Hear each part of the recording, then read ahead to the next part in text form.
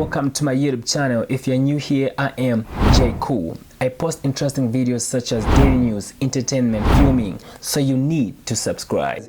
They were busy looking for people to vote with them because we were disciplined, we had a vision for country. We held together as united.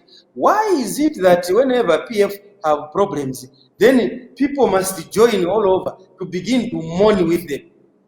Why mourn with people like that? Today I don't want to call them names. Let's look at the signs, Honorable Minister. Let's look at these signs and the possible evidence that points fingers at your administration of having gone to bed with Honorable Mausampa. And I'll quote a letter which was issued by Osida here. One of the bullets that I've highlighted is that there is a decreasing confidence in the judiciary, and they appeal to the Chief Justice, Honorable Mumbamalira, to quickly get involved. On number 2, they are saying we call on the Chief Justice, Dr. Mumbamalira, to take keen interest in the cases they have, in the cases which are critical in nature. Now, number 3, that's where I want to now to take note of this. He's saying, they are saying, we are gravely concerned with the conduct of the judiciary in political sensitive cases involving the main opposition political party, PF, and Mr. Mausampa, including the one which stems from what they call illegal convention that was facilitated by the state on the 24th of October 2023. So Osida here is not missing the words. They are saying this illegal convention was facilitated by you, the state. But of course, maybe if you may, I want to argue. My question I have to you, what Osida is saying by facilitating this illegal convention, which has been described in this manner, is that who sent those police officers to go and man the illegal convention according to Osida on that particular day? And that was a busy day, that was the 24th of October, which was Independence. How did Honorable Mausampa and his team manage to have his fair share of the police officers? And who paid those police officers? Because when they were on duty, those, if at all there were some allowances.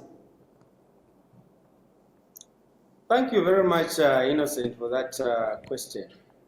And I'll answer it squarely and fairly. Please call Mr. Mausampa and ask him to answer those questions. Because me, I was not there. We in government, we were not there. We don't know. Ask the ones who are involved. They will tell you whether they wrote to ask for police presence. I'm sure they have documentation. You are asking me to answer for a club affair. Me, I can only answer for UPND party and for UPND government. Not those are your police officers, Minister. Honorable Minister, those are your police officers. All the police officers belong to the government of Zambia, and the man in charge of the Republic of Zambia or the government is you who speak on behalf of the government. So you can't run away, you can't escape to say, go and ask Honorable Mausampa. My question is, I'm asking you, who allowed those police officers to go and man that convention, and who paid them? Let me make it easier for you, Innocent, because you are lucky you have me in this situation, because I'm a policeman myself. I know how the police works very well. The police, if you are going to have a wedding, Innocent, you can write to the nearest police station, the officer in charge, requesting for police motorcade to escort you for that wedding. If you want police to man a private event, you write to them and say, we request for such a number of police officers, we have such a function, and we are going to pay them allowances. Whenever police are going to do something which is away from normal duty of government, the one who has invited them pays them. The same way when you find police are manning a beat at a bank, just know that the bank is the one paying those police officers at that beat allowances. That is how police works. If you want to try it tomorrow, write to police and say, we want police officers to come and be manning KBN. They will come and start providing security at KBN, and they will be charging you.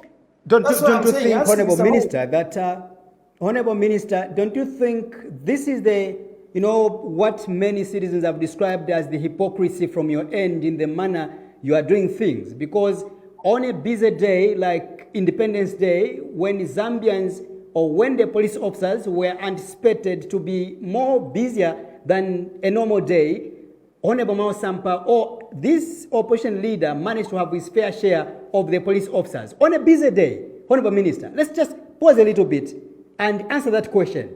But when the opposition apply or notify the police to have a rally on a normal day, a not busy day, you are saying the police are busy or the situation is not okay in the country. Don't you think that's the hypocrisy which Zambians or some Zambians have talked about? Well, first of all, I don't know what you're talking about here. What do you mean hypocrisy? I need to understand. Innocent, what do you mean?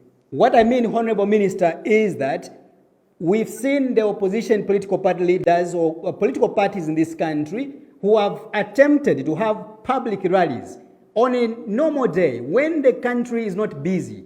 There are no public functions whatsoever. And I've been told that the police officers are busy or we don't have enough manpower to come and police your event. And then Independence Day comes, a busy day, this opposition political party leader manages to have a fair share of his function in the name of Honorable Mausampa. Is this not the hypocrisy or the double standards which Zambians have talked about? Not long again, we also saw Honorable Mausampa being received by a battalion of police officers at the airport when he was arriving from South Africa. All these are examples. These are things that are, lingering in the minds of the people. That's what I mean, Honorable Minister. First of all, let me put this matter into perspective. Number one, that it is not government policy and position to deny opposition their space to do their politics.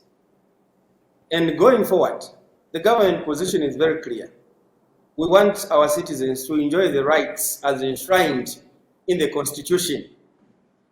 What we saw as wrong in the opposition cannot all of a sudden become right now that we are in government. That is government position. And the president is determined to ensure that we continue to govern on the basis of the rule of law. Number two, when you talk about Mr. Mausampa, being received by police, I want to indicate maybe you're asking me too much that I should. But I'll tell you that Mr. Mausampa, just like many of the colleagues in PF, we are friends. And those who are in PF, they know the number of threats at the life of Mr. Mausampa that he has received. And it is him, at his own behest, who requested for protection as a lawmaker, that in view of these threats, and remember this, when you want this police protection, Innocent, you don't come to me or to go to Honorable Jackie Mwimbu. No, you write to police to say there is this security threat, I need help. Because the mandate of the police is just two. One, to preserve life of citizens. Number two is to protect property by maintaining law and order in the country. So if you yourself there, you feel threatened, you have a barrage of messages on your WhatsApp, people threatening you to say, this move which you have done, we are going to do this and this and this to you. You are at liberty to write to police, and police will give you protection because you are a citizen. We should not politicize everything, including things that are straightforward.